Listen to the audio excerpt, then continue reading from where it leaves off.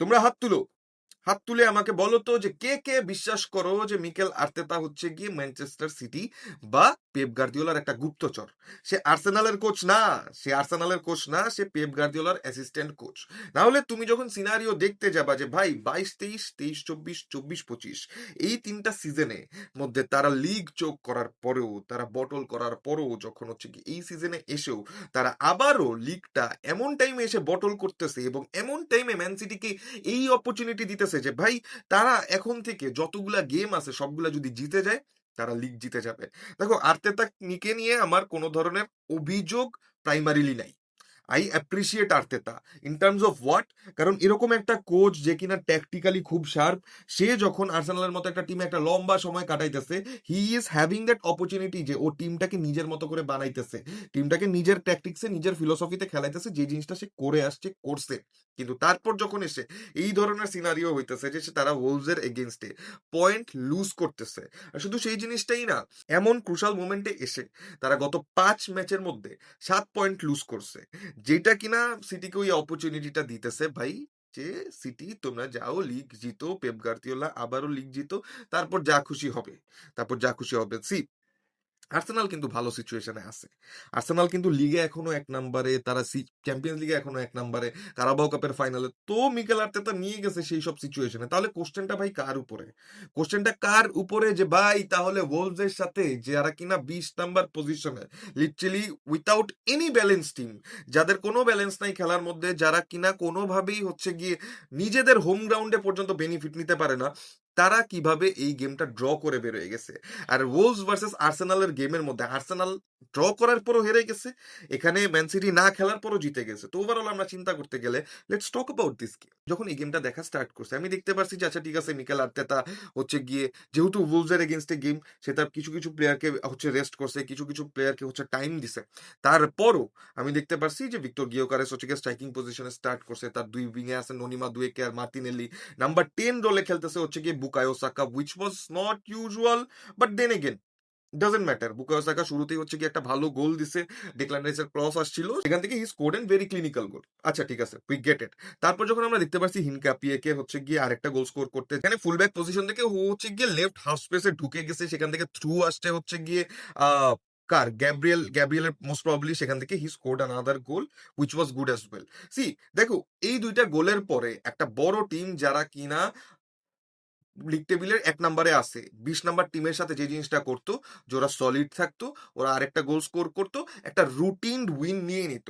কিন্তু আর্সেনাল সেই জিনিসটা করতে পারে নাই, করতে না পারার একটা বিশাল কারণ হচ্ছে গিয়ে তাদের টিমের মধ্যে ব্যালেন্স। ঠিক আছে, তারা যেই লাইন আপে আসছে সেই লাইন আপের মধ্যে ব্যালেন্স ছিল না। তোমরা যখন প্রিমিয়ার লিগের গেমগুলো দেখতে যাবা, দেয়ার আর মাল্টিপল টিমস যারা কিনা বড় টিমের এগেনস্টে লো ব্লকে বসে।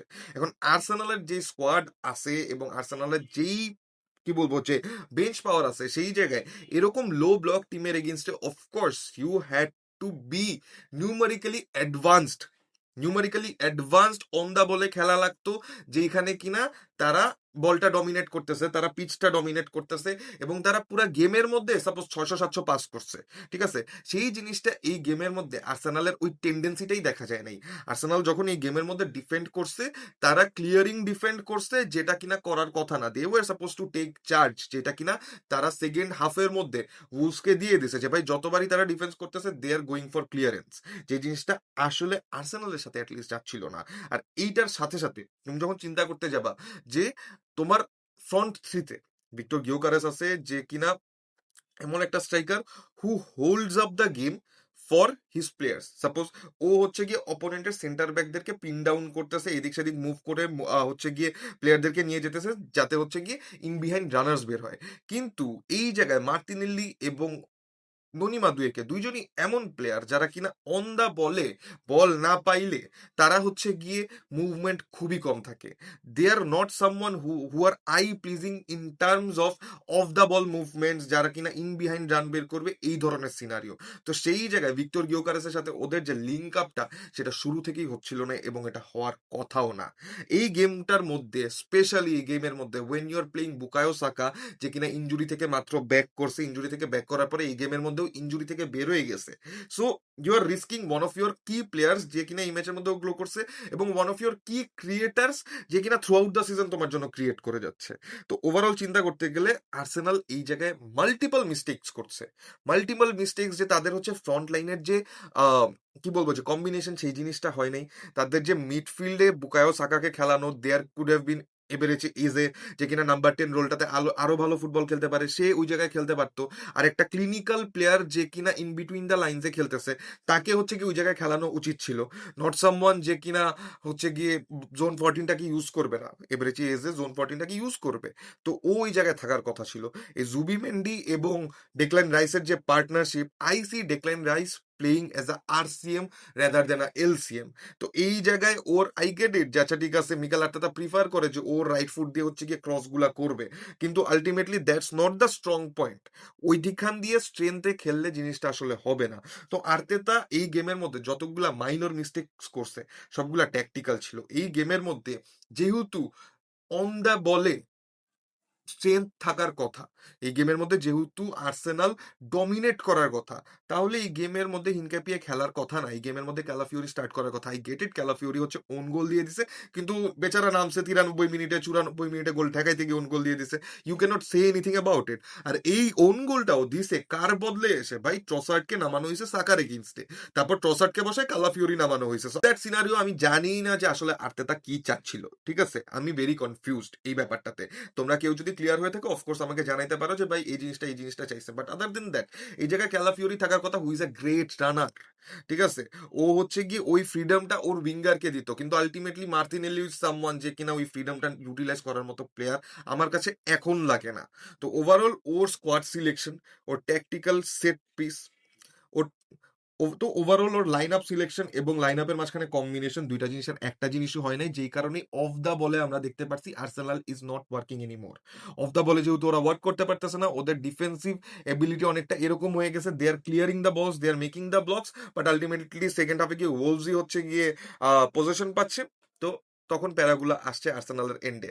এটা একটা বিশাল প্রবলেম হয়েছে, যেটার জন্য আমরা দেখতে পারছি যে ফার্স্ট গোল তারা যেটা খাইছে, জোন 14-এর আশেপাশটা ক্লিয়ার রেখে দিছে, বক্সের বাইরের পজিশনটা ক্লিয়ার রেখে দিছে, চার্জ করে নাই, সেই জন্যই আমরা দেখতে পারছি যে বুয়েনা একটা অস্থির গোল স্কোর করছে।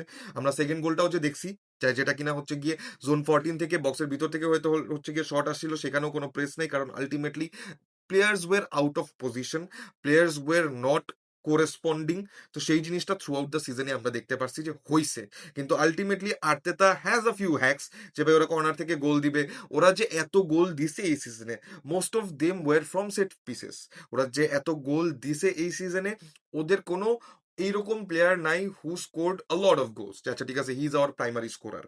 তো এই ধরনের সিনারিও ছাড়াই যে ওরা হচ্ছে গিয়ে এত দূর আগে আসছে, লিগটা রেখে দিছে, that was shocking. But ultimately now the shock is not there anymore. Arsenal এই সিজনে লিগটা চোখ করতেছে।